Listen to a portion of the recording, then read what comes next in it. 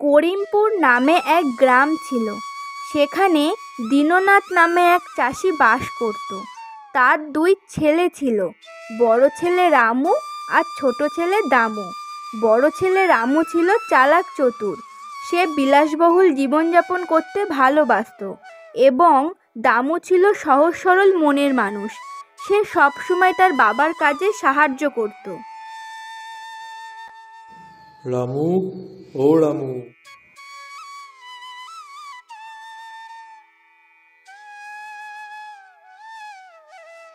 কি হয়েছে? ডাকছো কেন? রামু, শোন না বাবা, কাল সকালে আমার সাথে একটু মাঠে যাবি তো? কাল একটু কাজ আছে। না না, আমি ওসব পারবো না।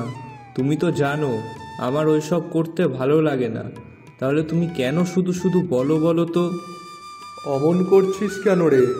আমার তো বয়স হয়েছে, বুঝিস না কেন? তা তোমার ছোট ছেলেকে বলো না, ও তো তোমার সব কাজই করে দেয়। তোর ভাই তো তোর থেকে ছোট, বল ও আর একা কত করবে? তুই তো ওর হাতে হাতেও কিছু করে দিতে পারিস নাকি? শোনো বাবা, আমি ওইসব করতে পারবো না। চললাম আমি।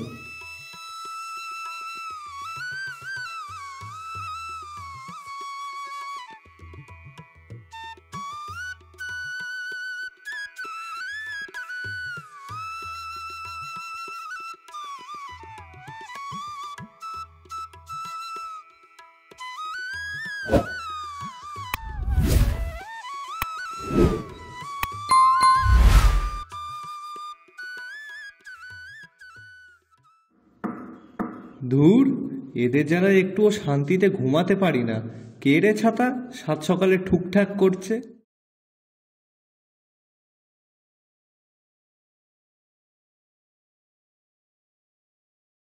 দামু, তোর কি মাথা খারাপ? সাত সকালে দিলি তো আমার ঘুমটা নষ্ট করে। কোথায় সাত সকাল? দেখো তো কত বেলা হয়ে গেছে। এই থাম থাম, বেশি জ্ঞান দিস না তো। আমার থেকে ছোট হয়ে আবার আমাকেই জ্ঞান দিচ্ছে, যত সব।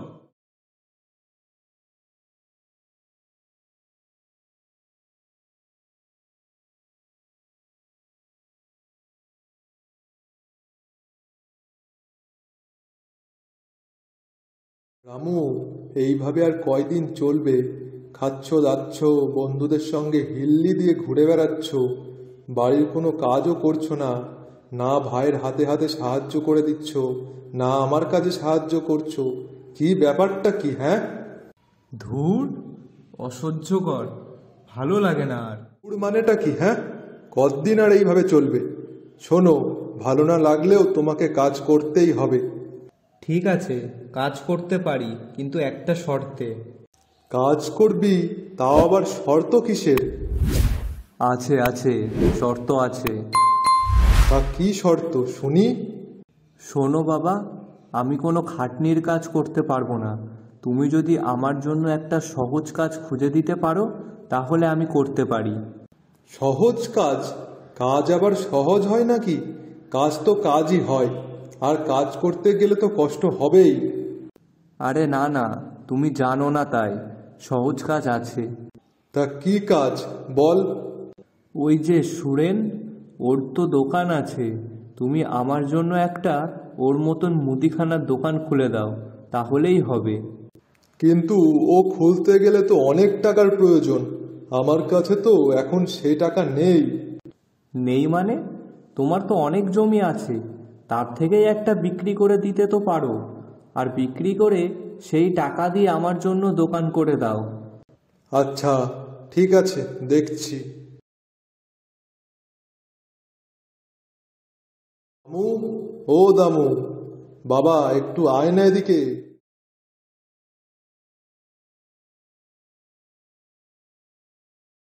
হ্যাঁ বাবা, বলো।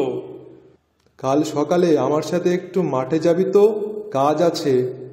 আচ্ছা বাবা, ঠিক আছে।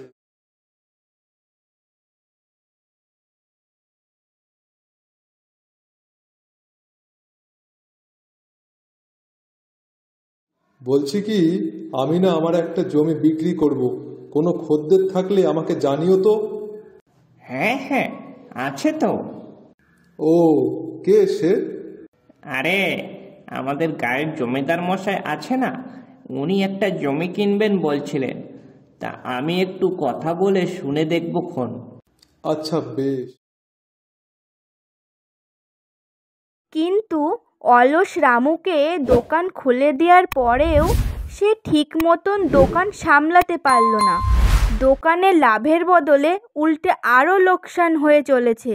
তারপর দোকানে এক খদ্দের এলো।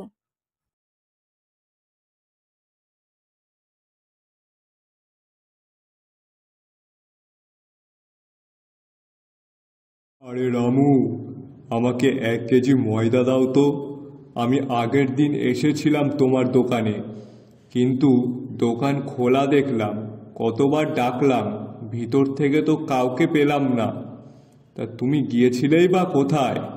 ওই বাড়িতে একটু খেতে গিয়েছিলাম। ও আচ্ছা, বেশ বেশ, তাহলে দাও দেখি আমার ময়দাটা। হ্যাঁ হ্যাঁ, দাঁড়ান, দিচ্ছি।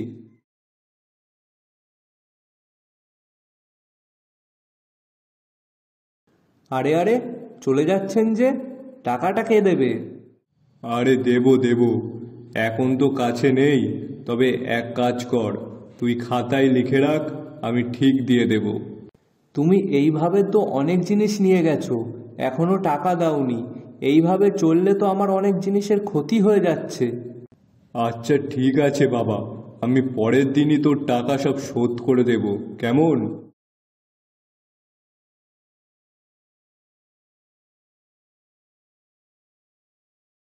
রামু, দোকানের এ কি অবস্থা? কেন বাবা, কি হয়েছে? ঠিকই তো আছে সব। দোকান বন্ধ করে তুই বাড়ি চল আমার সাথে, আমার কথা আছে। ধুর ছাতা, কি আবার বলবে তা ঠিক নেই।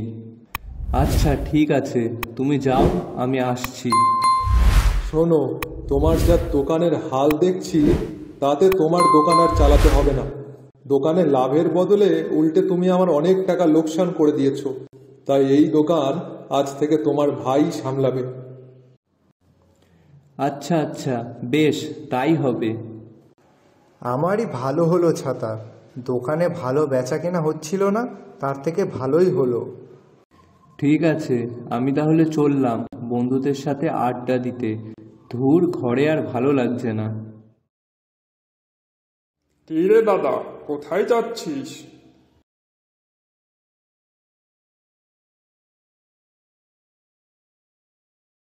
বাবা, কি হয়েছে গো? দাদাকে দেখলাম রাগ করে যেন কোথাও বেরিয়ে গেল। ও কিছু না, ছাড় তো ওর কথা। শোন, তোকে কিছু বলার আছে আমার। কি বাবা, আমাকে আবার কি বলার আছে? কাল থেকে তোকে দোকান সামলাতে হবে। আমি? হ্যাঁ, তুমি। কিন্তু কেন? দাদার কি হলো? ও তোমার দাদার দ্বারাই কোনো কিছুই হবে না, তাই ওকে আর দোকান সামলাতে দেব না আমি। কিন্তু দাদা রাগ করবে না তো আবার? না, ও কিছুই বলবে না। আচ্ছা ঠিক আছে। পথে যেতে যেতে এক বৃদ্ধ লোকের সাথে দেখা হলো তার। আপনার বাড়ি কোথায় আমাকে বলুন, আমি পৌঁছে দিয়ে আসছি আপনাকে। এই তো সামনেই আমার বাড়ি।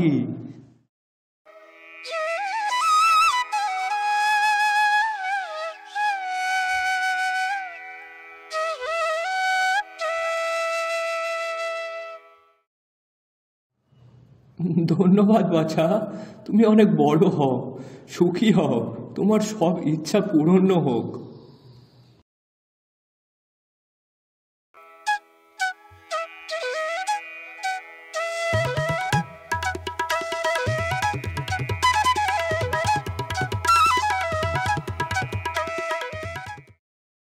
শোনো, এভাবে আর কয়দিন চলবে? হ্যাঁ, কেন গিন্নি, বেশ তো আছি, খাচ্ছি দাচ্ছি, ভালোই তো আছি। শোনো, এইভাবে হয় না। কয়দিন ভাইয়ের টাকায় তুমি খাবে? দেখেছো দোকানটা এখন কত উন্নতি হয়েছে? তা বলি কি, তোমার কি সেসব কোনো চিন্তা ভাবনা আছে? কিসের চিন্তা ভাবনা গো? ওর দোকান, ও উন্নতি করছে, ভালোই তো। ওর দোকান? আমি তো যতদূর জানি ওটা তোমার দোকান ছিল। হ্যাঁ, আমার দোকান ছিল, কিন্তু তুমি তো সবই জানো গিন্নি, আমি তো দোকানটা সামলাতে পারিনি, তাই বাবা ওকে দিয়ে দিয়েছে। তুমি তখন দোকান সামলাতে পারোনি তো কি হয়েছে? এখন আমি তো আছি। আমি তোমাকে ঠিক যেভাবে বলবো তুমি ঠিক সেইভাবে চলবে, দেখবে তোমার দোকান উন্নতি হবে। কিন্তু দোকান পাবো কোথায়? কেন, ওটা তো তোমারই দোকান ছিল। তুমি তোমার ভাইকে বলো ওই দোকানটা তোমাকে দিয়ে দিতে। না না, তা হয় না। আমি কি করে চাইবো? দোকানটা ও এত কষ্ট করে উন্নতি করে তুলেছে, আমি কি করে চাইবো? শোনো, না বললে কিন্তু হয় না। শুনেছি তোমার ভাই খুব দয়ালু, একবার বলেই দেখো না। আর শোনো, তা যদি না হয় তাহলে তোমার ভাইকে বলো তোমার দোকানের সামনে একটা দোকান করে দিতে। ঠিক আছে, বেশ, বলে দেখবো খন।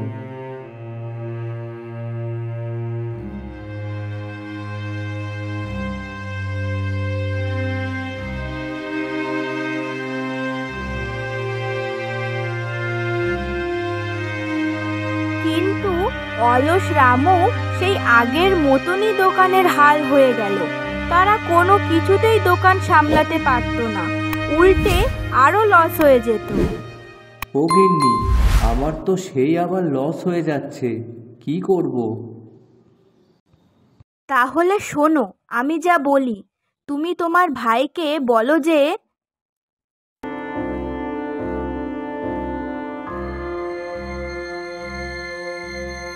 আমার দোকানে কিছু জিনিস নষ্ট হয়ে গেছে, তুই আমাকে এখন ধার দে, আমি তোকে পরে সব দিয়ে দেব। এই টাকাটা কি করবে তুমি? এই টাকাটা অর্ধেক আমি সংসারে দেব, আর বাকি অর্ধেক ব্যবসার কাজে লাগাবো। শোনো, কোনো টাকাই তোমার সংসারে দিতে হবে না, আর ব্যবসার কাজেও লাগাতে হবে না।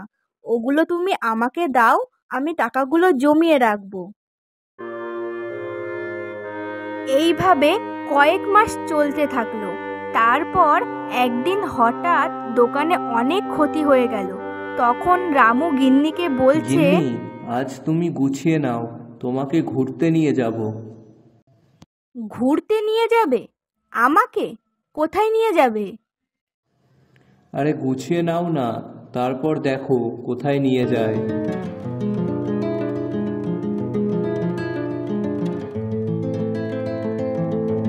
গিন্নি, এইভাবে আর চলছে না, দেখো তুমি তো অনেক অর্থ গুছিয়েছো, অনেক সোনা দানা তোমায় গড়ে দিয়েছি, তুমি তার থেকে কিছু আমাকে দাও, আমি ব্যবসার কাজে লাগাবো।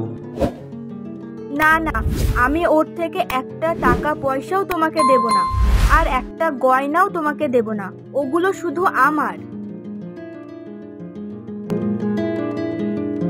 তারা এই কথা বলতে বলতে বাড়ির দিকে রওনা দিল, আর চোরও তাদের পিছু নিল এবং গিয়ে তাদের বাড়ি পর্যন্ত চলে গেল।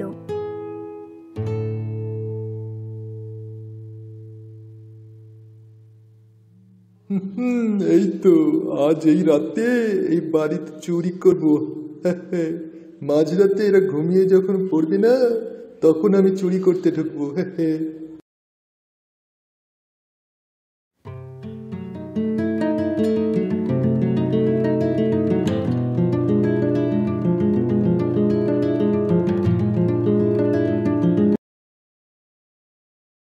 হায় হায়, আমারে কি হলো?